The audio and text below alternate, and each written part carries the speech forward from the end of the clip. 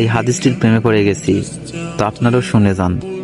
আপনি যখন নিজের ঘরে নীরবে কান্না করবেন, আল্লাহ তখন ফেরেশতাদের উদ্দেশ্য করে বলেন, কোন জিনিস আমার এই বান্দার চোখে পানি আনলো?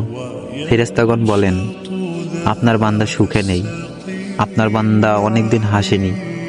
এই বলে ফেরেশতাগণ কান্না করতে থাকেন এবং আল্লাহকে বলেন, হে আমার রব, আপনি তো জানেন আপনার এই বান্দার হৃদয়ে কি রয়েছে, অতএব আপনি তার জন্য সবকিছু সহজ করে দিন। আল্লাহ বলেন, আমার এই বান্দা এমন কিছু জীবন থেকে হারিয়ে ফেলেছে যে সে অধিক ভালোবেসেছিল। অতএব আল্লাহ বলেন, আমি শপথ করছি, আমার বান্দা যা তার জীবন থেকে হারিয়েছে তার চেয়ে উত্তম জিনিস আমি তাকে এনে দিব, যা দেখে দুনিয়া ও আখিরাতে সবাই বিস্মিত হবে। تسر أسافر رجال صبي